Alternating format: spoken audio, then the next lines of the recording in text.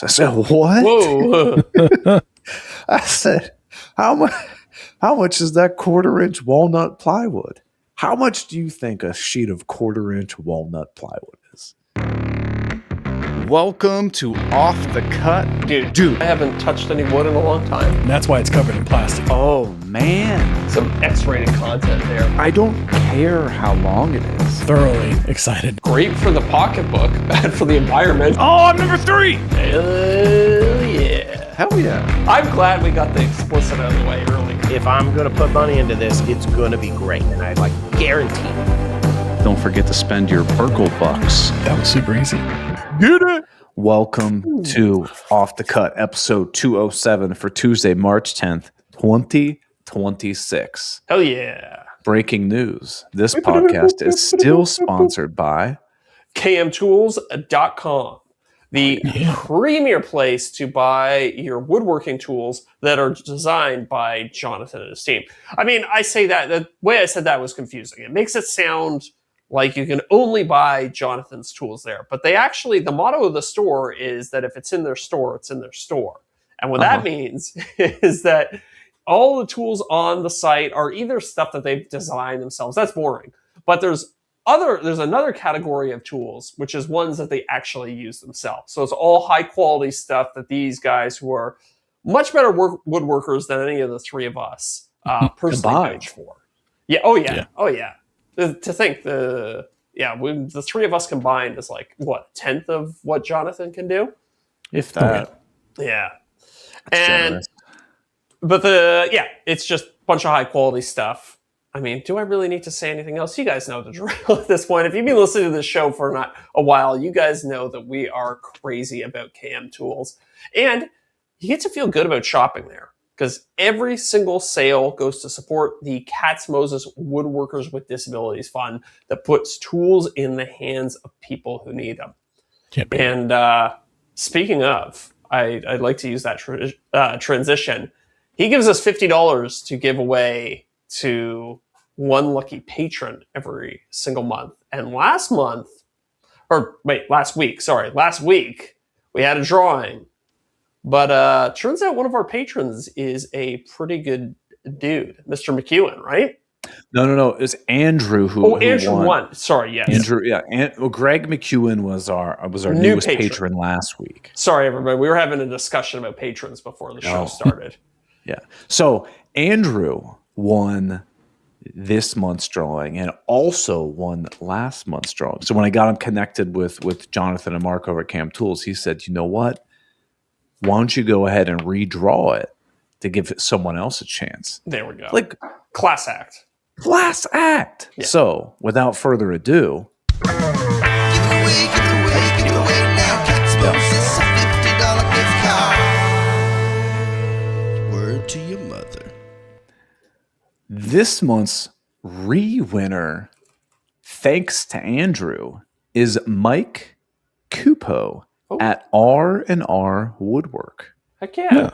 Congrats, Mike. Yeah, Mike. You can thank Andrew, because if it weren't for his unbelievable generosity, he would have kept that $50 this month. He could have had $100, but he was like, you know what? Spread the love around. You know, if Andrew was smart, he would have taken the extra $50 and then sold the two $50 gift cards on eBay. Oh. For like $95. I think Jonathan might catch on to that. You think so? I don't know. Well, I don't know. I'm not sure how advanced this e-commerce system is behind the scenes, but we don't condone scamming. Well, actually, we kind of do, but yeah, maybe a little bit. But anyway, hey, Mike, I'll keep an eye out on your email. I'll get you connected to Jonathan, Mark and his team, and they'll get you that $50 sent your way, so you can buy whatever you want from kmtools.com. Mm-hmm. And if you're looking for something that KM Tools doesn't stock, there's another store you might want to check out. That was an incredible transition. Thank you. You're absolutely right. So if you're looking for tools, supplies, lumber, slabs, sheet goods, maybe something from Total Boat, maybe from Rycon. Well, good news, because our good friend Bill Burkle at WTB Woodworking.com or in store has all of that and more. You Yeah, name I it. mean, Name if you're in the area, he's got it. Sorry. Yeah. Stepping on your ad. No. My bad. No. You name a brand, he's got it. I mean, he's got Craig, he's got Powermatic, Jet. I can't think of a brand he doesn't have. He's got it. That's a good And game. right now- What doesn't he have? Oh, yeah, that's a better one. Well, yeah. He probably doesn't have Apple products. Yes. Probably not Ryobi. He only carries good tools. And he doesn't have Ryobi. No Ryobi. I don't think he has a liquor license yet, so he's probably not serving True. Yeah, drinks. he does have a hot dog license though. Oh, yeah. He gets them from Costco. That's what I hear. Buys them by the truckload and then resells them for 50 cents Yeah. more. Yeah, Yeah. the old The hot dogs are Canadian free. conversion. Well, if you go on the right day, he does do barbecues in store quite often. You guys got to follow him on Instagram. He's always up to something, all sorts of hijinks. Like Oh yeah, he's always doing something over there. But right now, in store only, he's got 50% off all slabs, 10% off all boards, 10% off all wood turning blanks. And he is ready to take on your custom projects from live edge tables and countertops, signs, whatever you need. Bill will take care of you over at WTBWoodworking.com. So if you're in the area, head down to 390 Pike Road, Huntingdon Valley, PA, and give him a visit, or head to WTBWoodworking.com. And huge thanks to Bill for sponsoring this podcast. That's true. If you're going to talk to him in person, let him know that we sent you because he'll appreciate that. He might even throw in an extra little discount. Oh, no guarantees. Let's not promise things. I said he might. He might. Yeah. He's a nice guy like that. He might throw you a bone.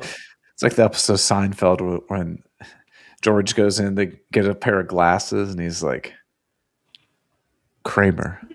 The guy's like, what? He goes, he's supposed to give me a discount.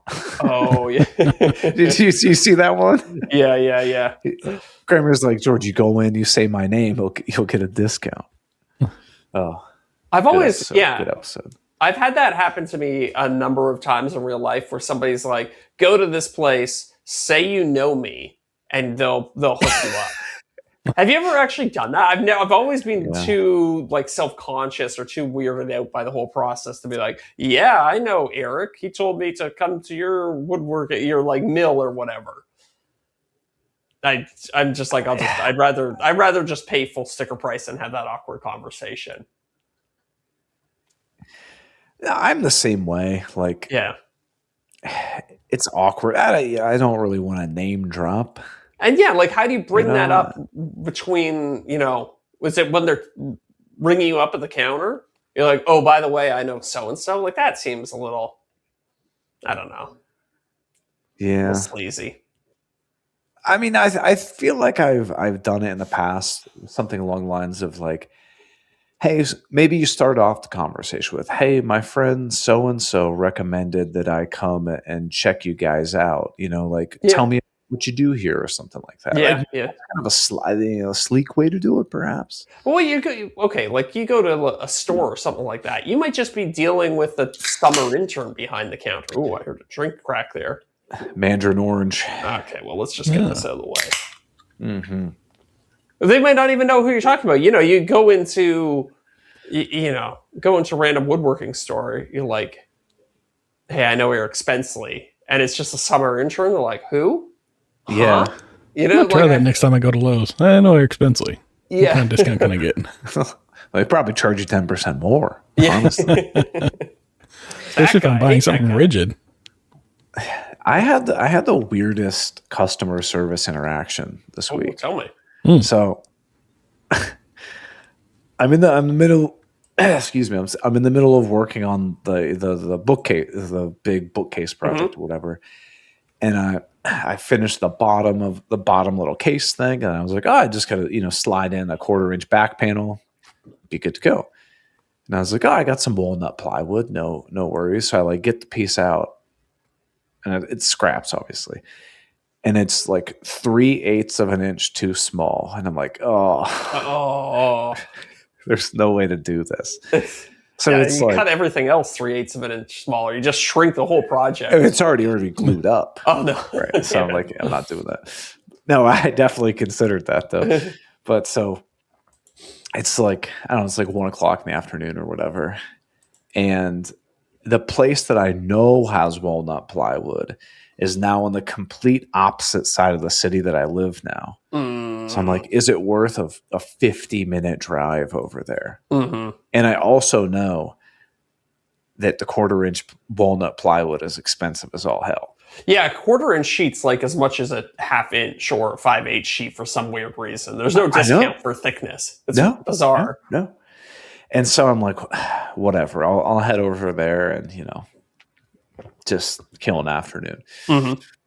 And so I was like, well, before I head over there, I'm going to call him, right?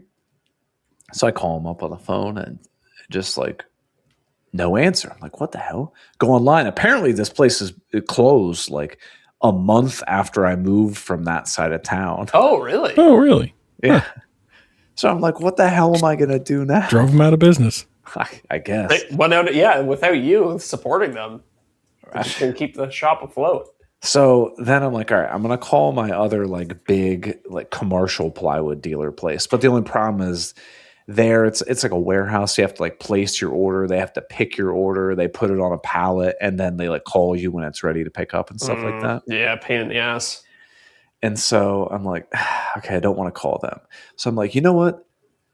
There's a Woodcraft in my area. Mm-hmm. I'm going to call Woodcraft. See what they got.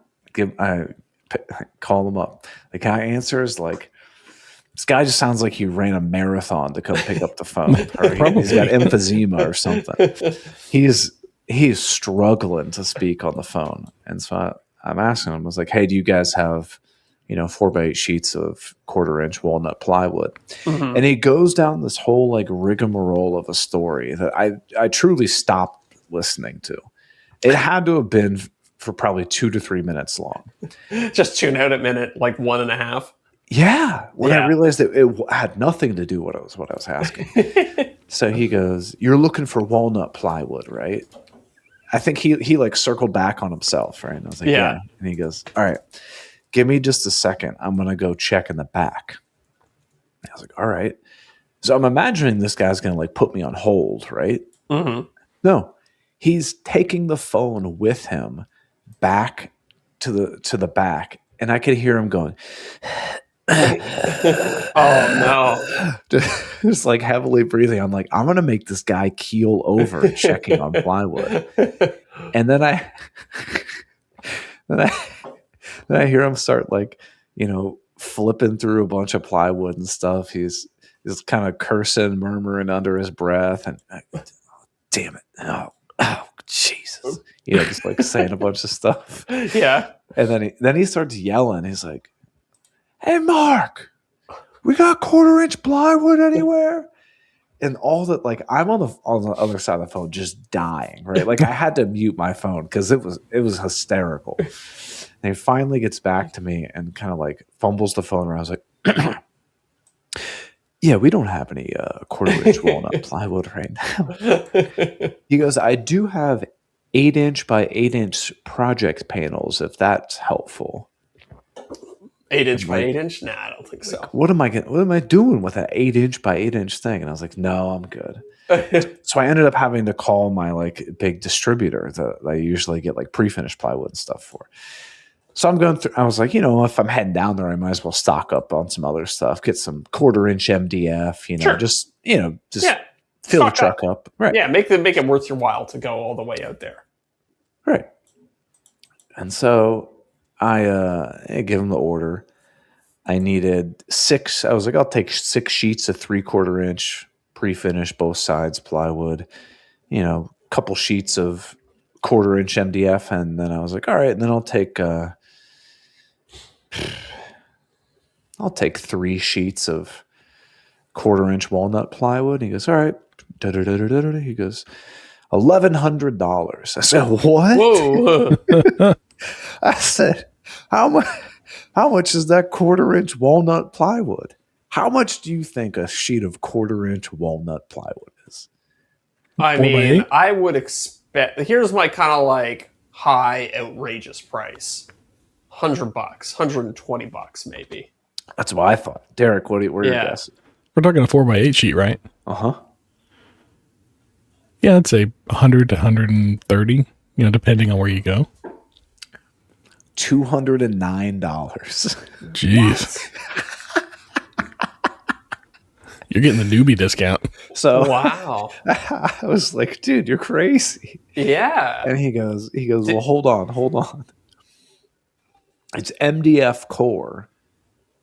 So it's like real stable and like doesn't like, a lot of times you get 1/4-inch plywood. It's pretty bendy and Of course. Yeah. It's like Yeah. a ribbon. so it's real stable. And typically on 1/4-inch like veneer plywood, like something nice like walnut, it's only on one side because they typically assume you're using it for the cabinets. So Yeah. like the back is just like birch or whatever. This is finished on both sides. It's an A1 MDF core, which means both sides are like the highest grades you can get. Yeah. And it's solid core. Yeah. And I'm like, dude, do you have anything less than that? And he goes, this is all I got. Wow. Who's using it like double-sided? I don't know. It's going to be a good looking back of that cabinet, though. Right? Yeah, I mean, if you're going to make a cabinet where the back is exposed, I guess. So Maybe. I spent $630 on 3 sheets of walnut plywood. Wow. That's brutal. That is, I'm sorry. That sucks. Did you check Home Depot? Because I've had luck not only buying walnut plywood from Home Depot, but actually ordering it on their website and having it delivered. Oh, wow. No. Yeah. Yeah. I've never found walnut anything at Home Depot. Well, ours is all pine and red oak. Red oak. And that's all you get. Yeah. That's how And you the can maple- get It's one. very Maple regional, sheets. is what I've heard. Yeah. What's okay? Here's walnut plywood. I've also heard Menards, too, but I don't frequent Menards. 5.2 millimeters. What the hell is that? 5. That's about a 1/4-inch. Usually, like That's the good actually- cabinet. Oh, usually It's like like a good cabinet 1/4-inch stuff is like a real heavy 1/4-inch. Like, Wow, it's thicker than you think. this is a good deal. If maybe this They is ship not over the walnut. border. I think. Hold on, maybe this is not walnut plywood. It looks. Anyways, it says it came up when I searched for walnut plywood. It's 4x8 sheet and it's $34 Canadian. Oh, Yeah. no way! That's walnut. Yeah, I wonder. They also have 2x4 sheets for $44. So that math ain't mathin'. No, Yeah.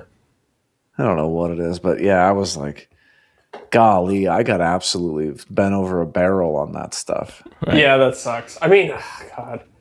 I mean, It- you're it- buying something you don't like. You only want like one part of what they're offering on that. You just want the one side, not. I know. You don't care about Yeah. the solid core. You don't care about the two sides. What's And the you know I'm not gonna. I got 2 extra sheets. I still literally have 3/4 of the sheet that I cut on. Like I'm gonna have that for the next 10 years. Yeah. I've never seen MDF core plywood, I don't think. That's It's interesting. nice. Yeah? Yeah, Is it I've cut seen well? it. It's real It's stable. heavy. Yeah. Okay. Yeah. Interesting. You can I've also had get, it where like they'll do strips of like fur to fill in the middle, like solid Okay. strips of fur, and then they'll Interesting. like laminate all that together, and then they'll laminate like either walnut or maple over the top of that, so you have like solid, but then the nice look on the outside. Yeah. Interesting. There's so many different types of plywood, and nobody stocks anything even close to the complete range. You know what I mean? No. Right. no, and so like this distributor place that I go to, like their warehouse is insane. What they have. Yeah. I was like, "Do you have a catalog?" No. And so I'm just gonna like just guess what, like if I say 3/4-inch pre-finished both sides, do you have 12 different options? Like you know what I mean? Like, Yeah. I don't know. Yes. No, they the only way to find out what they have is to call them and ask. And when you do call and ask, they act annoyed that you called and asked. I know. It's like, I would much rather look this up on your website, but you don't have a website or you don't have a catalog that I can take home with me. So, Yeah. yeah. I searched for years trying to find a good place to find all this stuff, and I finally found one around here, Fort Worth Plywood Company, and they have an online catalog. Like, you can go online and you can place an order with them for pickup, and you just go in and it's ready to go. And so they got all their stuff stocked online, and they'll call you. Well, every time I've placed an order, they'll call me up, like whoever's fulfilling the order, to verify it over the phone whenever it's like a larger order, to make sure that they're getting everything I need. So that's been great for me. I've enjoyed them, but it took me years to find them. Is it like a big like warehouse, like a distributor, basically, like where they pretty much expect you to get a pallet's worth of stuff? No, I mean they've been pretty good with like coming in and just picking up a few things, or going in and like sifting through the sticks and stuff like that. But okay, yeah, I've only gone a few times for larger orders. Like if I just want like some walnut, I just go up the street to the guy I know that mills it up. But if I'm looking for sheet goods and stuff like that, I go to them, and I'll get everything. They just bring like a forklift to your truck, though. Yeah. Nice. They bring like if the it's pallet out, big you just enough, slide it in. Yeah. And then I've ordered it to delivered to the house too, because it was like $1,000 worth of materials, and I paid less than $100 to have it delivered. And I was like, that's worth it. So yeah, and they farm that out to somebody else, and they just come by with a trailer, and they'll load it on their trailer, and then that person will drive it over and unload it wherever you need it unloaded. And usually you got to help them though, because it's one person, but it's worth it. Especially saving me from that like almost an hour drive to get there. My problem is this place doesn't deliver. They will only deliver if you have like a commercial. Yeah, if you're a contractor. Like loading dock. Yeah. Right. Bit of a bummer, but it's about a half-hour drive. It's not too bad. Oh, I just thought of your next project. Please. Commercial loading dock right into your shop. That would be sick. My house is kind of up on a little hill, so There you go. You just need to rent an excavator for the day and dig it out. You just turn your garage door to a fold down loading dock. Oh, that would be sick. Oh, that would be nasty. Could you imagine? I wonder, like, what are the requirements for a commercial loading dock? Does it just need to be a platform at said height? I think so, yeah. They typically have to have enough clearance in the front for a 53-foot trailer to back up into it. So you'd have to have a lot of space. Yeah. Chances are, if they're running deliveries for plywood, they're not going to bring in a 53-foot No, trailer. they put on a box truck, I would assume. Yeah. Like a 26-foot box truck, but yeah, I don't know. But so that was my awkward customer experience of the guy at Woodcraft about how to coronary while he was checking on plywood. Another great example of like a poor inventory system. It's like, he had to run to the back to check. It's like he couldn't just punch it in the computer. Mm-hmm. I know. And I'm sure as hell not driving a half hour just to like poke around and try to figure it out myself. You know what I mean? Yeah, of course not. Right. Yeah. Only to find out that they don't have it. Yes. I mean, I've been there many times before. Well, Eric, I've got a couple questions for you. One, I mean, I don't know which one I want to first. I guess I got to do the one in the background that's distracting me. You got the sit-stand desk. You got the electronic legs in the background there. Yeah. Tell me about that. Have you started redoing your desk? So yes. So I feel like I've been poking around this idea for several months. I was like, I want to redo my desk. The desk I have now is one I built during COVID. Okay. It's bulky. It's ugly. It's not ugly if you're online buying plans for it from my website. Then it's a beautiful desk. I highly encourage everybody to build it. I want to pull it up because I actually don't know. Did you make a YouTube video about it? Because I don't think I ever saw it. Just go on my website and Modern then Computer type Desk in, Plans? Yeah. Okay, cool. Desk. That's on there, right? Okay. Yeah, no, it's the one that says Carlisle desk. Oh, Carlisle desk. Yeah, the other desk was the one that I made for Mandy, but a Carlisle desk, like it's like an executive desk. It's got the big and you have big drawers and stuff on the side of it, and it's about 60 or so inches there it wide. is. Oh, that's Yeah. nice. I actually quite like that. But it's it's It is big. I mean, it's I'm bulky, not right? one to talk about a big desk. So, And so I'm like, the drawers and stuff on the side of it are nice and everything like that. But inevitably when you have deep drawers, they just become a bin to just throw a bunch of crap in. I know all about that, my friend. Right? All about that. Yeah. And because I have those two like cabinets flanking on each side, like if I try to rotate at all, boom, boom, boom, knees are banging into stuff. Drives me nuts, Oh, right? interesting. Yeah. See, people said that would be a problem with my desk, but I've never actually had any kind of issue with that. And I'm fidget when I sit at my desk too. Yeah. Huh. So I'm just like, you know what? I want something different. And like we've also talked that in the past, when you're doing voiceovers and stuff, if you can stand up, It is nice. you don't get as tired, Yes. Yeah. right? And part of this job requires being at the computer for long periods of time. Being able to stand up every once in a while, stretch legs would be nice. So I was like, all right, how do I make like an interesting YouTube video about it? And I'm like, you know what? F it.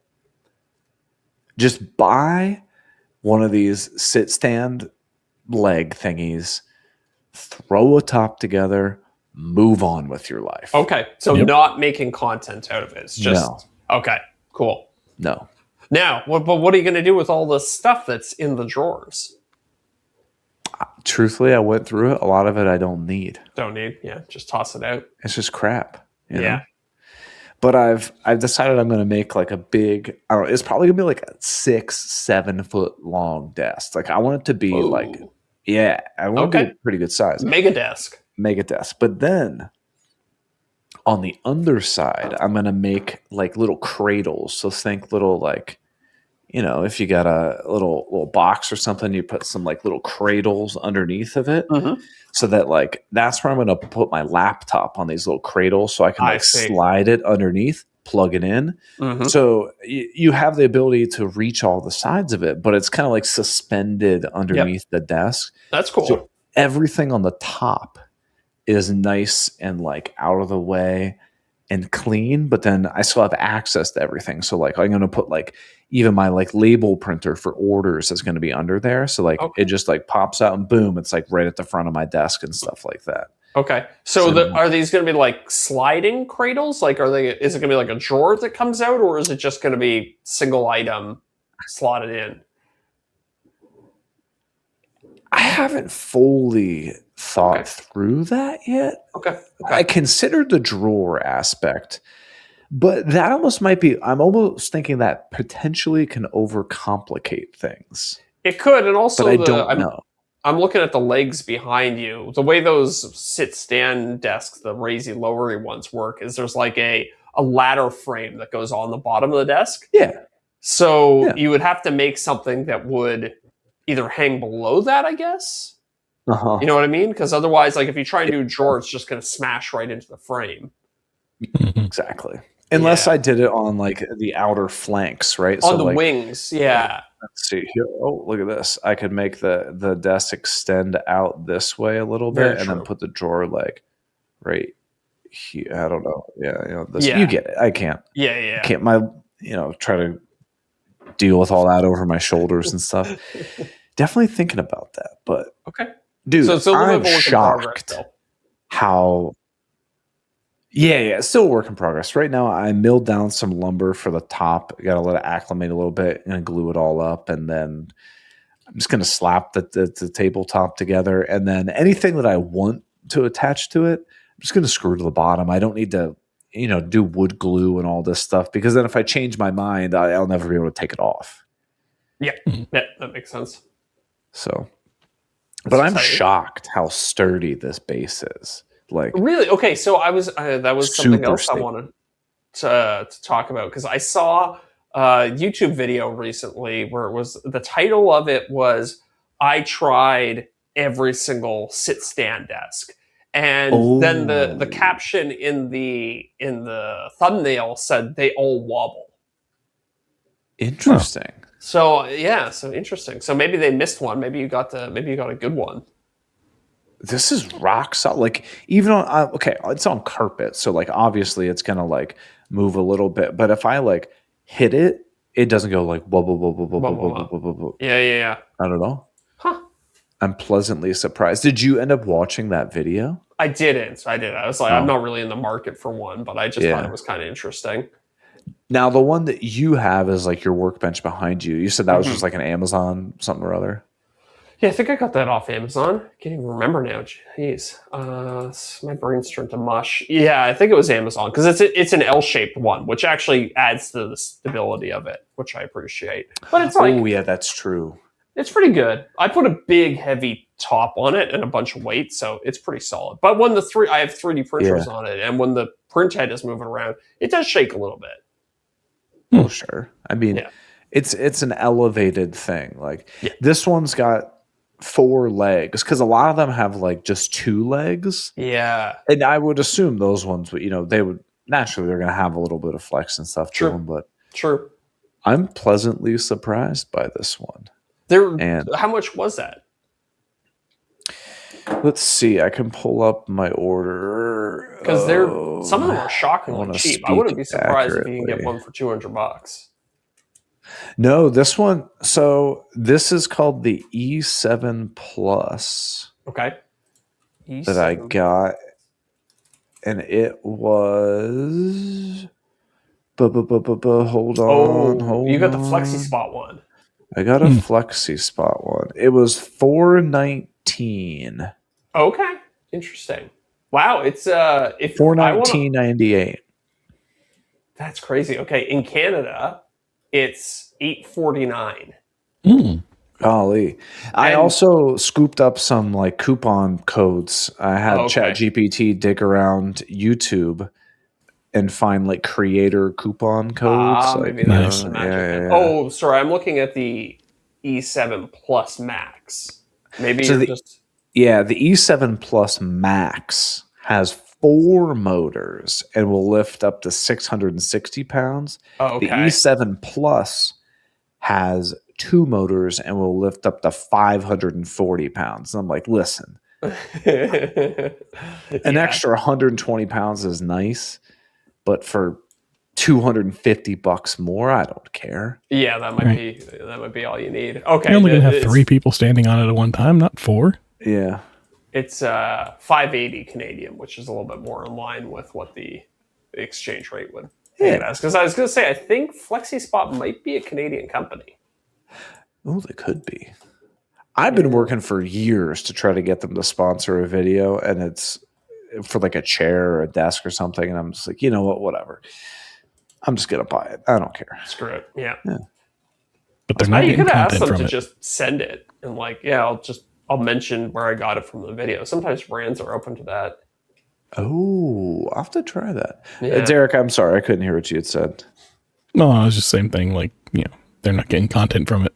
No, exactly. I mean, it's true. Gonna hang out in the office and stuff. But so far, I'm really pleasantly surprised with it. Like, it exceeded my expectations.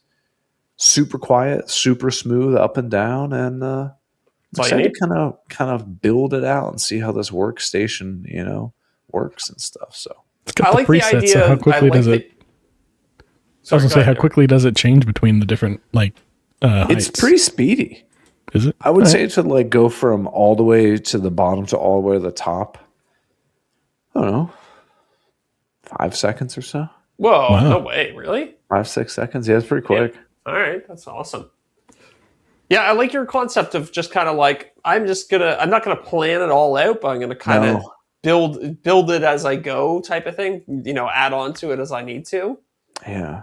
Because it's hard to get every single little feature you want integrated from the start. I know.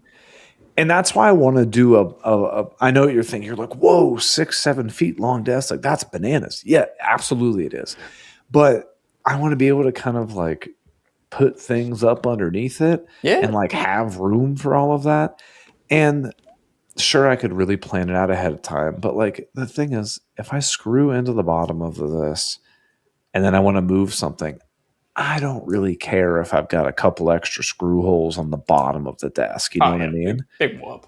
That's why I don't want to glue, like make these big old glued up things and attach it and be like, oh, it's actually a 1/4 inch too small. Now I can't fit this thing in there. And like, I just kind of want to just like plop it up there. I'll probably end up 3D printing a lot of like little brackets and stuff like that. And I've been doing that a lot, not with my main desk, but with my workbench. Like all the, those power adapters, like the AC to DC converters. It's usually you plug one in into the box, and then there's like a cord, or you plug one in and there's a cord that goes to box, and then another cord that goes to your device. This is the big heavy brick. Exactly, the brick. So I've been like 3D printing little like cages for those bricks that then allow me to screw it to the underside of the desk. Oh yeah. And it's, cleans up the floor. It just makes everything look nice. I like it. Yeah. A lot of those are for like your monitors and stuff. Why don't they build that in? That always drives me nuts. Why you got this extra brick? Why isn't that built into like your monitor? I think. I know. I don't know. That's a good question. I think sometimes it's because they just outsource it to somebody else. They buy them in bulk from. Yeah. Yeah, but. Well, I mean, I know a lot of manufacturers, like, they'll make like their screen or whatever, and then they just use the plug. They're like, oh, I'm just going to make sure I have, this whatever plug. And then they just, like you said, they just buy in bulk all the adapters and connectors and cords. There's no reason for them to manufacture something that someone else already made. You know what I mean? And go to the trouble of integrating it fully into their design when they could just have it be like a little plug-in thing. And I guess it allows them in the future, if, one manufacturer stops making it, they can easily just swap in somebody else's. Yeah, or if it fails, it's easy to replace versus having to dismantle the whole thing. Yeah, that too. Maybe serviceability. Yeah, that's a good point. Plus, then they can tout how light the monitor is. And for certain monitors, like if you have one of those super thin ones, then packaging might be an issue, right? But a lot of the time it isn't. But I mean, but like TVs, like, like you get a TV these days, you mount on your wall. They have like that 90-degree cable a lot of times. Yeah. And it doesn't have one of those AC/DC converter things. But I mean, that just be different tech. I'm not super up to date on that stuff. Yeah. There's a lot of options, though. I would like it if every transformer was integrated into the device, but I don't think I hate having those little bricks. You have a desk setup. I have 8 of those. I have one for my speaker, one for my monitor, one for my, Thunderbolt hub, one for my headphone system. It's like, come on. For some reason, the printer has one. Yeah. Yeah. Actually, I think my 3D printers have it integrated. Oh, I meant like my paper printer has one. Oh, your paper printer. Yeah. Or my label printer has one. Too. Yeah. My label printer has got one. Yep. Like, golly, they've all got it. My speakers have one. Yeah. But I've quickly realized how much money this project is going to quickly add up to. Like, okay, the base $400. Yep. Top, probably another 400 probably. Yeah, probably about $400 or so, and a top. Mm-hmm. Then I'm going to get, how much was that TV you told me to get? It was like $800, $1,000. Yep. Then I'm finally going to get like a nice Thunderbolt 4 hub. Mm-hmm. But I want one that's got like 12 or something connection points. Like, just get one and be like, I'm good. I mean, that's going to be $250 probably. Yeah. Man. The Thunderbolt stuff is annoyingly expensive. I'd have to do that. I don't know. I mean, I'm easily in probably $2,000 for this project. Yep. But the thing is, like, when I was talking to, it will be nice. When I was talking to Mandy about it, I was like, hey, is that cool? You think is it all right if I like buy desks and stuff? She's like, of course. You spend like 8 hours a day there. She was like, why would you not? Yeah. And I think I'm going to upgrade my chair so I can finally get rid of this chair that I stole from work 6 years ago. Well, that's add another $1,000 on right there. Right. Dude, I've never sat in $1,000 computer chair. Mm-hmm. You're about to. You'll be hard pressed to find a good one. Is there a store that I can go to and like sit in one? Not very often. Yeah, Herman Miller often has storefronts or like distributors. Easton. But those are going to be your high dollar ones. Those are the ones that you can sit in are your high dollar ones, or they're the super cheap ones that. Like IKEA has one that's supposed to be like not bad. Who's this guy that's got chairs? What's his name? Herman Miller. Herman Miller. That's if you're looking to spend like $1,000. Well, maybe not quite that much. You don't probably have get one. up there depending on. If you have a Nebraska Furniture Mart, you might be able to go up there and find something. I'm pretty They sure I usually got have like a good found. selection of stuff. Yeah. All right, I'll have to give it a try. Let's see if I can. I can show you guys how crummy this thing is. Oh, that's the mesh back ones. Oh yeah, that's nice. That's the 2010 Office special right there. Oh hell yeah! I bet you that thing weighs 10 pounds max. Oh yeah, it's terrible. It looks like your basic generic office chair, doesn't it? Yes. Yeah.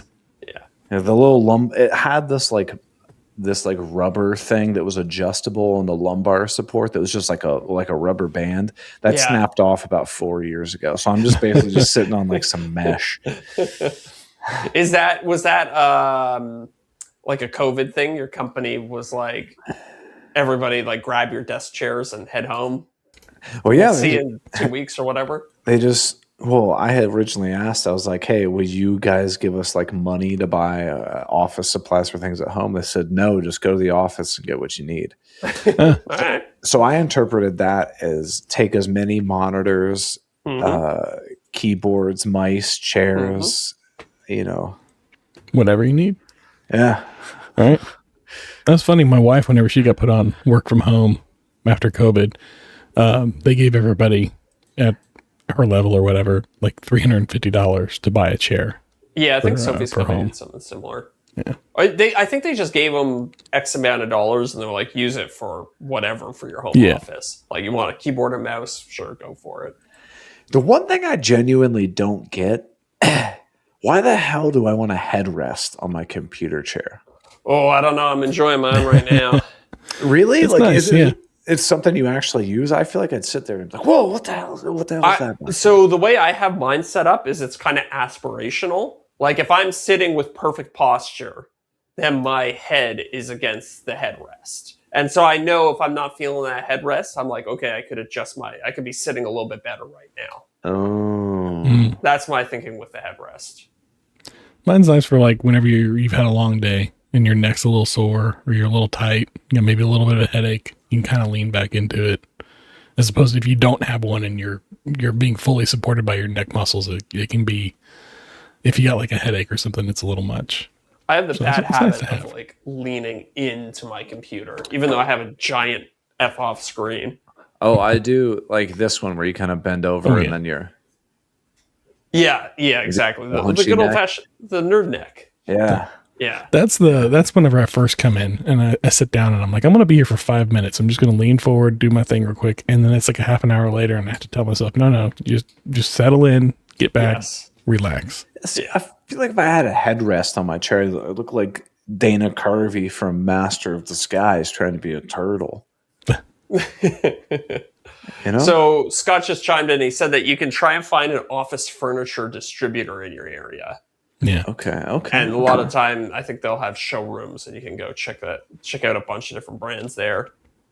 But be prepared. Icon Q2. What is Icon Q2? Columbus Office Furniture. I'd be surprised if you could find a decent chair for under $1,000. A good chair for under $1,000. Really? Yeah. Huh. Fudge monkeys.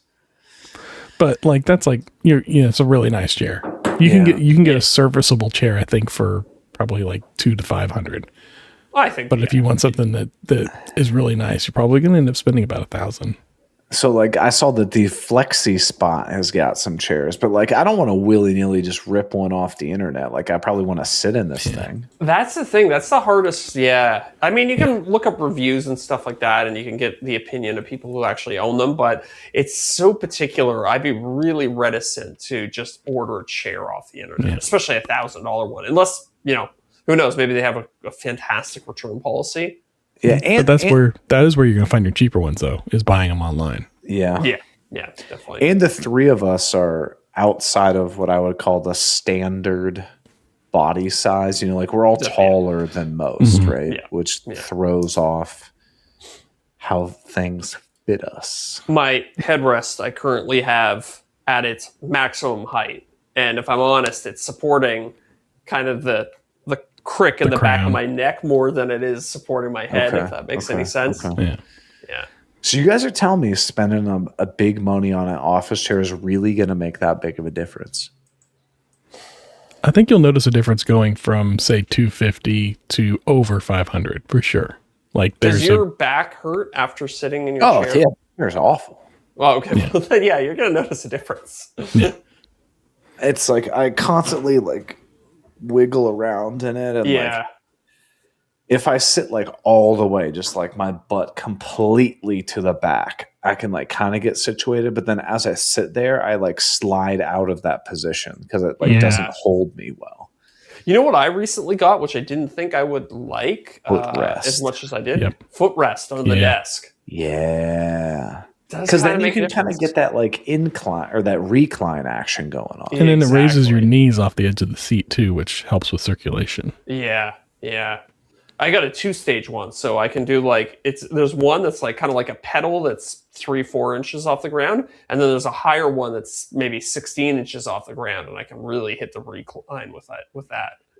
Don't tell me you got the recumbent bike thing underneath your desk. Zach's doing Tour de No. France while he's editing a video. That would be, I might get into that.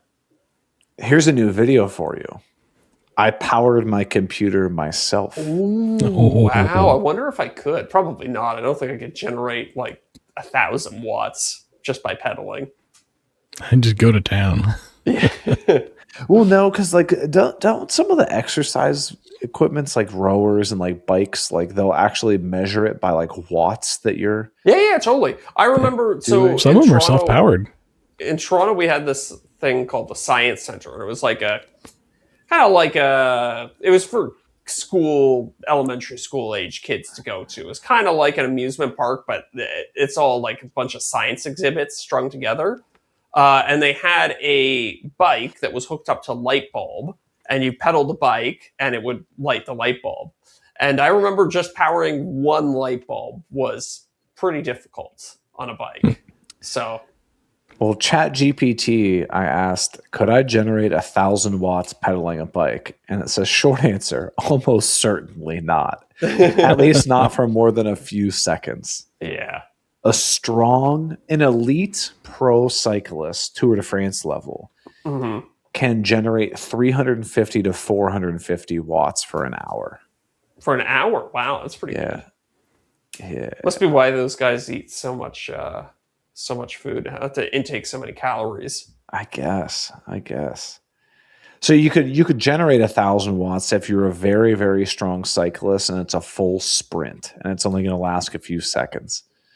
What if you use enough gears and just ratio that thing up? Think you could get there? I believe. If you're going downhill, maybe. I think no, because I think even if you're using gears, watts transcends gears because watts is like a measure of work, right? So when you're gearing something, Amperage. when you're gearing something, you're messing with, I guess, with torque. I'm trying to think. Yeah, but like if the generator is just like, you make one turn and say that's 1 kilowatt hour per turn, and you're pedaling, right? Directly connected, that's one turn. But then if you use a gear ratio, like a 2-to-1, and you're pedaling, now every rotation of your feet is 2 rotations on that same that would violate generator. the laws of thermodynamics if you could just gear things to make it easy to generate power. You know what I mean? Yeah, I guess. Eventually you're going to run into enough resistance and stuff, I suppose. Yeah, because I follow what you're going after, but I'm trying to think of like a dam, right? Yeah. If you would just gear up all of the the turbines and the dam, you could in theory you could effectively create unlimited power, right? Right. That's kind of what I'm getting at. But who knows? Maybe we just solved world power right now. We've just cracked the code on the change your limited gears. energy. Yeah. But yeah, I'm pretty sure it just changes. Like on a bike, it makes it easier to go up a hill when you gear down, I guess. But then you have to pedal faster. So you're just kind of like changing the resistance. You're not actually changing the total amount of energy that you had to input into the system, if that makes sense. Oh, well, okay. Well, then that's an interesting question. Are you making the argument that if I'm at a lower gear on my bike and I'm pedaling faster Mm-hmm. and it feels easier, that's the equivalent amount of energy as me pedaling slower but putting in more force At a higher gear? Yeah, higher. Yes, I believe that's the way it works. Interesting. Not a physicist or an engineer, but that's my layman's understanding. I mean, that makes sense because it would still require the same amount of energy to get you to the top of that through potential energy, right? Yeah, exactly. Yeah, no matter what, to get you and a bike to the top of the hill, it's the same amount of energy no matter which way you split it, but it's a little bit more comfortable to do low resistance, high speed than it is to do high resistance, low speed. Interesting. Yeah. Yeah, I did take engineering in college, but it's been a while. Yeah. I Yeah. obviously don't use it. Huh. Okay. Well, I tell you what, I'll check out one of these newfangled computer chairs, but Yeah. I don't know if I can get her to spring on that. It's got to be a joint decision. Yeah. Maybe wait a couple months. Be like, I got this new desk. It's great, but like the missing piece is a new chair. You know, maybe what I'll do is I'll jump from my desk onto my chair and be like, I don't know what happened. I sat down and my chair broke. There you go. Fake. Hey, it's all business expenses. Sure. She didn't have to see any true. of it. That's I think true. what you need to do is just disappear the chair. Be like, you can stage a little crime scene. Maybe open that window that you have there behind you. Remove the screen. Be like, somebody came in and they just stole the chair, and that's it. Get some chalk. Yeah. A chair outline. Yeah. Oh, that would be pretty good. That'd be pretty good. But I might be able to talk her into one because she's now contemplating the idea of a desk for herself as well. Ooh. Yeah. A sit stand one as well. She doesn't know. Should have seen if you could get that thing in a 2-pack. I know. Buy I one, know. get one. She said she wants a small one though. She wants like almost like a triangular shaped one. So one that goes into the corner and is like, I basically just want to have a spot to just set my laptop because she works on the couch now.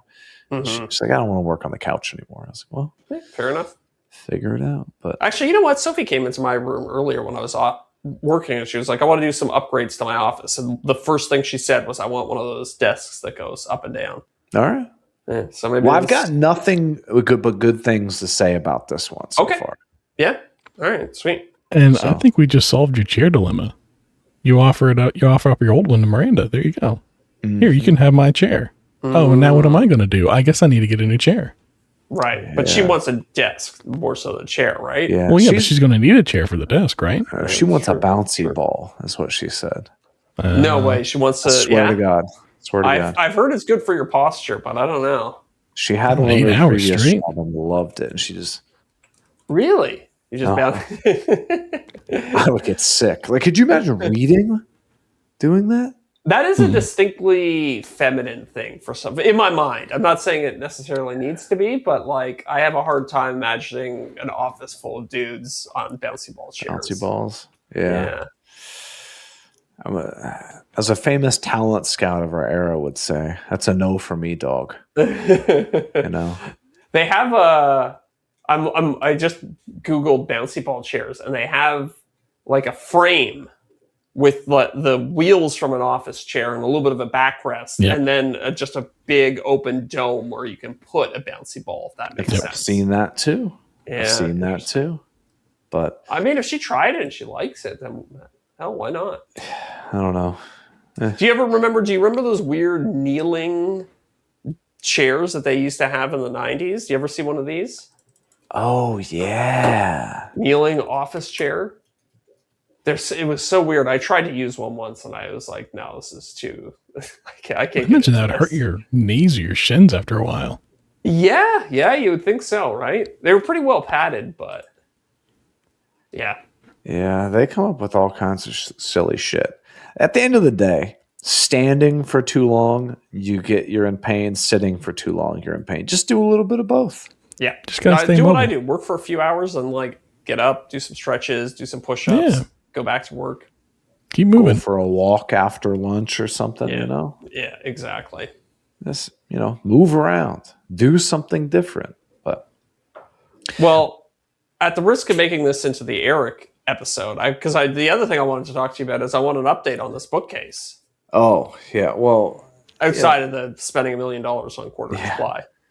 well, let's see. Do I have anything exciting? I mean, I feel like I'm at the point now where I'm trying to like piecemeal things. So I did the base, completely sanded it, stained it, and put finish on it. Boom, that's done. Set aside. Now I'm trying to do like the case. I pretty much got the whole lower case glued up and everything. Mm-hmm. Just about finished, done sanding all that, and then I'm going to stain and finish that tomorrow, which will be good because I'm trying to like finish one thing, move on. Yes. And then once that's together, I really just got to kind of cut the upper shelves to length and attach the little upright parts, and then it should be good to go. But the doors are going to be a little bit of a challenge because the doors are solid wood. Okay, just on the lower. Yes. And you don't want them to go all wingy because it's going to need to be a panel glue up, right? Yeah.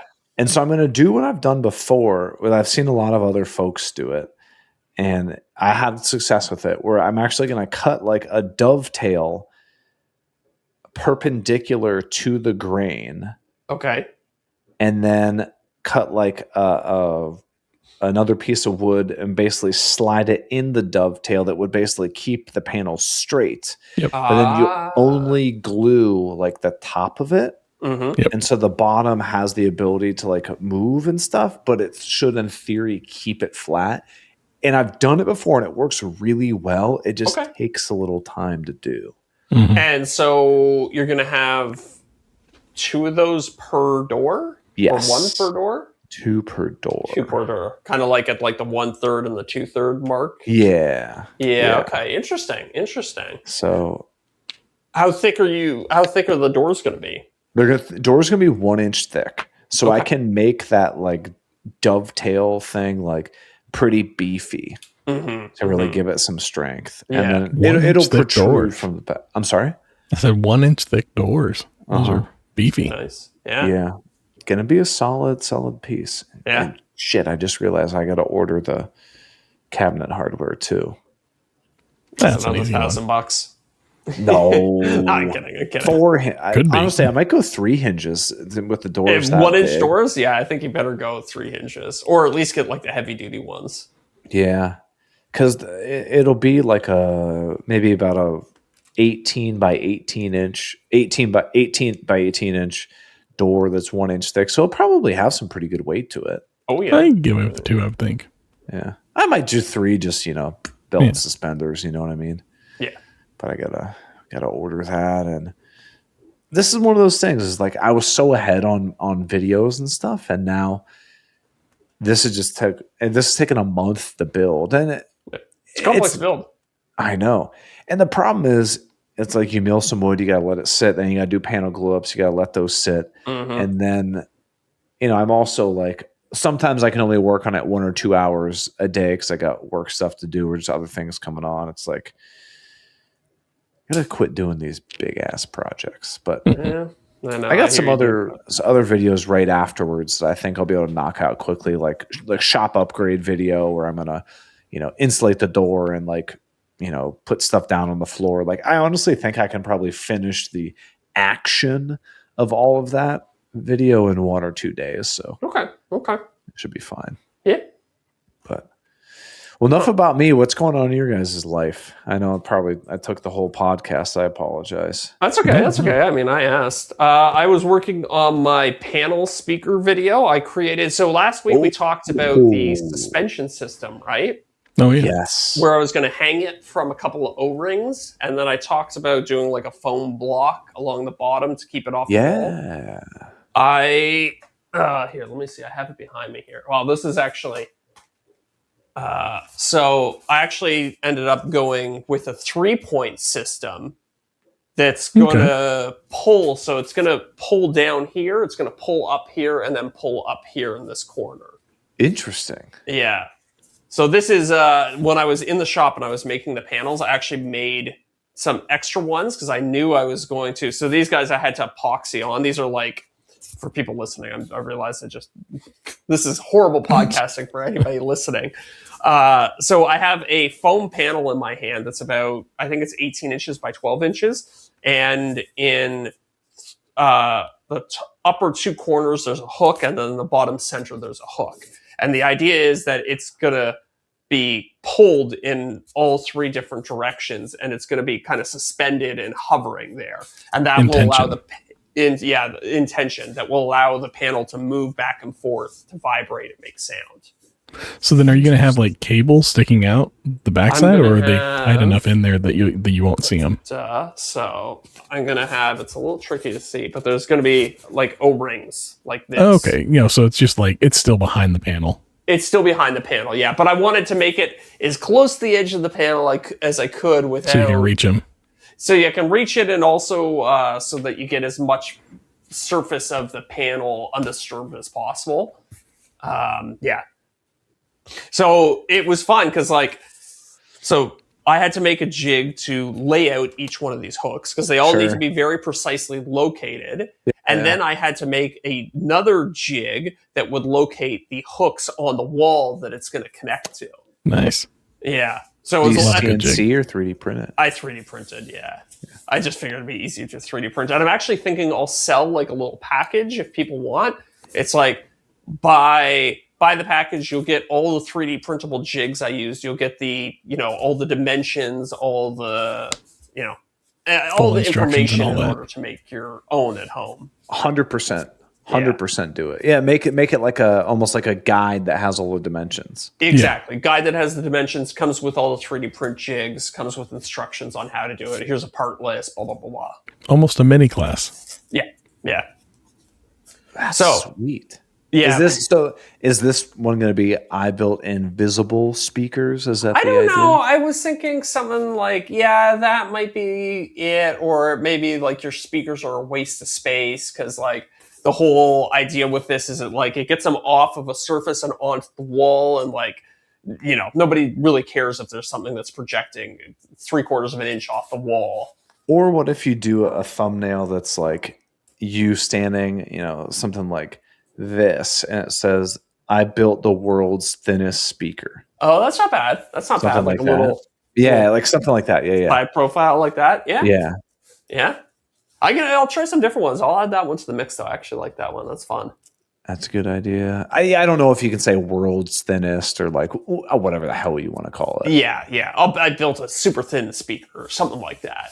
Yeah. I built a speaker where no other speakers can fit, or that's wordy, but workshop the idea around. Yes. Yeah. It's definitely going to be something around space saving and making my setup as clean as possible. Because I'll be able to I have these giant speakers. Oops.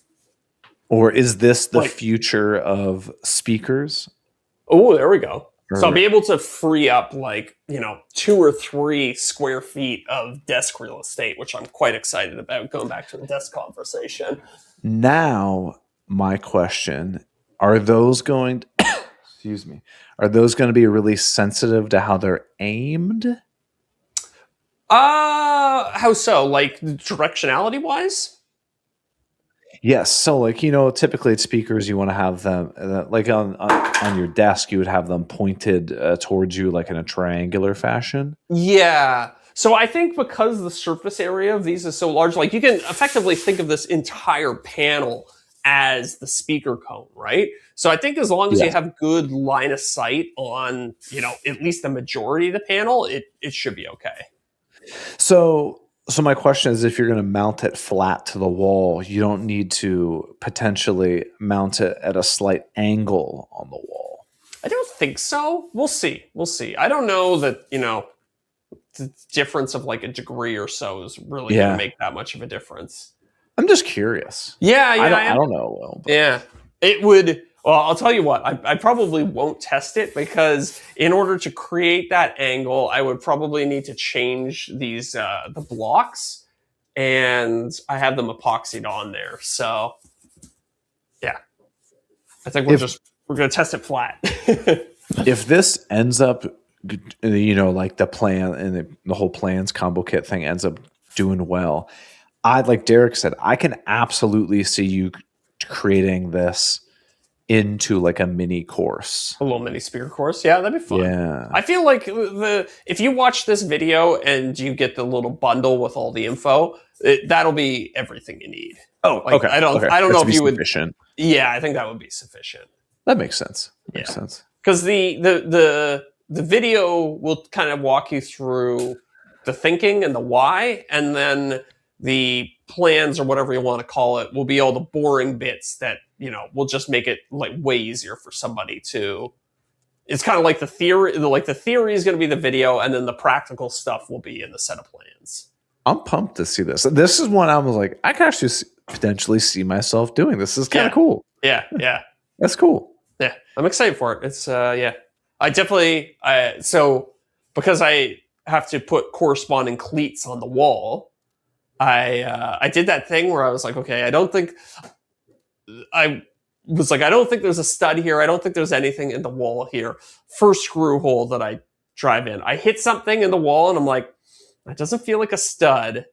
It doesn't feel like I don't hear water anything running. where I should, keep going, essentially. So I pulled it out. I moved over like 1.5 inches, but I left this big, ugly hole in the wall when I did it. So I spent a little bit of time doing some plaster repair today in the middle of my video shoot. No, when you do that, are you the guy that like you take a vacuum as soon as you go to like sand it a little bit? Do you hold a vacuum right to it? Exactly. I had a vacuum going in one hand, sanding block in the other, and just trying to make as little dust as possible. Because that drywall dust gets everywhere. It's like throwing flour up in the air. Exactly. I still have some all over my desk. There you go. That I Yeah. never cleaned up. Yeah. Well, Deric, what's going on in your world, brother? Oh, not as much. Not nearly as much. No, haven't been really busy with any projects. Been kind of busy this week, just kind of taking care of personal stuff, things like that. But yeah, so I don't really have much to contribute. Nothing. All right. Well, no worries. Well, if that's it, I think we got 2 interesting questions. Nice. For the after show, but Scandalous questions. very scandalous. But before we go over the after show, we want to give a huge shout out to our newest patron that has unlocked the after show and the potential to win that $50 gift card from KM Tools. We've got Wes Moomaw from Moo-Tang Woodworking. Whoa. Nice. Great name. Not to be confused with Wu-Tang Woodworking. Yeah. It's Moo-Tang. MOO? MU. Ah, okay. So they just took the W from Wu-Tang and flipped it upside down. Yeah. Is this just like cows that rap? The Wu-Tang plugin? Woodworking. It could be. Yeah. That could be something I would be interested in seeing in concert. Have you guys ever heard of Mini Kiss? Yeah. Mini Kiss? Do Yeah. yourself a favor and Google Mini Kiss band. Band? Is this... It's a bunch of little people like dressed up like Kiss? Sure is. That is very funny. It is incredible. That's awesome. Absolutely incredible. And on that note, everybody Google Mini Kiss the band. But first, head over to patreon.com/offthecut-podcast because that's where we're heading right now for the after show. See ya. See you. Seal. We give a huge shout out to our returning top tier patrons: Corey Duvall at Woodcraft and Honey. Josh at Sawdust Builds, Joe Welsh at Delaware Valley Workshop. Goblin Spanker, You can't say that anymore. Bill Burkle, WTB Woodworking. The Dadu said, yeah, buddy. Building Creative.